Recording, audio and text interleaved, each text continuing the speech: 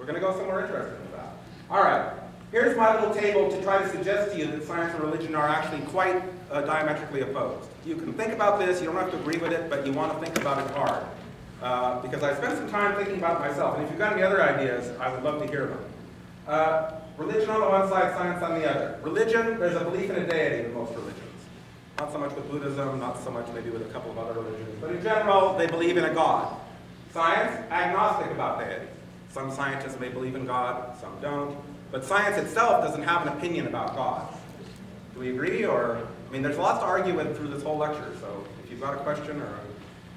All right. Religion bases its idea of truth on authoritative book or texts, on leaders, on rules, and on traditions. Science uses the method I was trying to describe to you a minute ago. Observation, hypothesis, and experiment. Completely different ways of trying to arrive at truth. Religion. The truth was revealed in the past. In most cases, religions look back to some originary moment or earlier time when things were closer to the truth or closer to God, and we've fallen away from that. We're trying to get back to that. And, you know, the Bible told us all the truth we needed to know at the very beginning. That's not necessarily true. I'm sorry? That's not necessarily true in any of the books or religion or the Bible, because they've also been rewritten over the past thousands of years. Well, yes, you're quite right about that. He's saying that the Bible and other religious books have been rewritten over thousands of years in some cases. But nonetheless, the idea is that there's this old text from the beginning and it's close to the truth. In science, the idea is that we don't know all the truth now and we will know more truth in the future as we continue to experiment and explore. Religion does not want to be questioned or disproved. In most cases, religions are authoritative. They don't want to be questioned. Maybe they'll be questioned, but not actually disproved. They would not want to be falsified and shown that actually, you know, Jesus didn't die on the cross or something like that. Science does want to be questioned and disproved if necessary to further knowledge and move forward with the truth. Religion provides moral guidance. Science does not. Does anybody disagree? Does anybody think science provides moral guidance? Not really. Okay. And finally, religion is about things, as I've already mentioned, that are non-falsifiable in many cases. What does God want? Is charity good? How many angels can dance on the head of a pin? Right? And science is about things that can be falsified. Water boils at 100 degrees Celsius, or whatever. Well, all right, but it's falsifiable. That's what we want. Okay. So, are they compatible? This is my tentative answer, and you can come to your own conclusions after you hear more. My tentative answer is, as long as they keep to their own places, and religion tries to guide you in life, and science tries to build better technological devices for you and things like that, and solve technological problems, they can live together without conflict, and that's what they do for the most part in our world, or in the Western world anyway. But as soon as either science or religion starts focusing on truth or the meaning of existence, they draw attention to what separates them. And partly because Darwinism, as you'll see, may not even be a science, and also because it is focused on the origins of things and what really happened. It comes into conflict with religion, especially the Christian religion, which also is very highly focused on the origins of things and where things came from. Jim? Sir?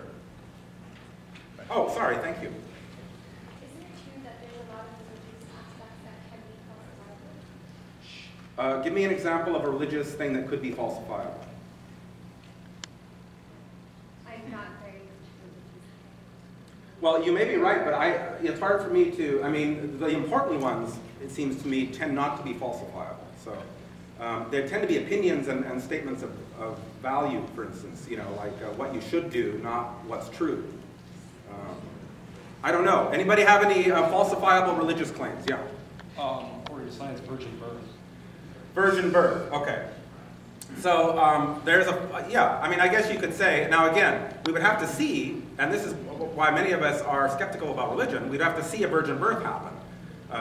You know, we don't have any way of going back to 2,000 years ago to see that birth happening. So if we saw that, though, if we saw a miracle like that, and we had no other explanation for us, it would falsify our scientific view that you can't have a virgin birth. Yeah? What about dying and coming back to... Dying and coming back to life, that would be good for me. Yeah, That can actually be doable. That's happening right now. But Not for that. You can't die for very long. Period of time. Not for create. I think it was create. Well, you can't create food, die, but you have to be really quick to bring it back. to That's life. what I mean. In a sense, maybe you didn't die. Maybe your heart stopped, but you didn't die. What does it mean to die for that matter? But... All right, well, let's just leave it there for now. We can continue discussion as much as you want in the tutorials or at the end if there's time. Okay, that was part one, science versus religion. Okay? I've tried to show what I think to be the discriminating features of the two, what makes them separate from one another, and why they might not be as compatible as the person that wrote the article in your book thinks they could be. I'll talk about his arguments at the end, but I have a hard time accepting them. So I'm telling you where I'm coming from, and as always, I'm not telling you what to think, I'm telling you what I think, right? So you don't have to agree with me, you just have to know what I'm talking about so that you understand the issues. This is obviously a touchy subject for some people. I don't know, it's not as touchy as it used to be, it doesn't seem like. How many people here care whether science or religion is right about the origin of life? One. Okay, two. Three, right? I don't care about, I just care if that new iPod is available or not, you know, okay, so yeah. So, you know, this may be more meaningful in the United States, for instance. It seems to be, where people are often brought up in a very strict religious background, or strictly believing in science in some hardline way, and where people love to argue. So, part two, I'm going to tell you a little bit about natural selection and the origin of life as science conceives it today. Again, I'm not an expert on any of these subjects, but I have read some books about them. I'm interested in the ideas, and I think I can probably draw your attention to some things you might not have thought about before. Okay, what's life? How can we define what makes something alive? Any ideas? I think therefore I am, bro. Wait a minute, can you raise your hand or shout even louder? I think therefore I am. I think, therefore I am. Wow, that's pretty good. Remember, okay, so if it thinks it's alive, so what about an amoeba? Does it think? Is it alive? What about a plant? Viable. Is a pineapple tree alive? Sorry? It has to be able to grow. I'm not sure that's entirely true either. There's actually one thing that scientists tend to agree on about life. Yeah? The ability to consume energy and reproduce. Able to, okay, consume energy and reproduce. With the emphasis on reproduce, okay? Life is something that can reproduce itself. It actually is all about sex, okay? You weren't wrong, okay? If it's alive, it can reproduce. And on Earth, if it's alive and it reproduces, it reproduces through DNA. There may be some other forms of life at the bottom of the ocean that they're speculating about now that aren't based on DNA, but are actually forms of life. But on the whole, every form of life we have on Earth uses DNA as its code way of representing and reproducing itself. And that means every plant, every sponge, every amoeba, every bacterium, every fungus, and us. They all are based on DNA. Following me? Anybody disagree or heard a different story about that? And what makes them alive is that they can reproduce. If it can't reproduce, there will be an argument to be made that it's not alive. Okay. Is that where I want to go? Sure. Okay, now I'm going to show you, they don't know how life began, but I'm going to show you another guy with a snarky British accent talking about what scientists think about the origin of life a bit. And I'm showing you this video not because it's going to answer all your questions, but because it'll show you the way scientists think about how life began. And hopefully, you know, and then afterwards we'll talk about it a bit. So, are you on the phone? Hmm? Are you on the phone? No. Okay.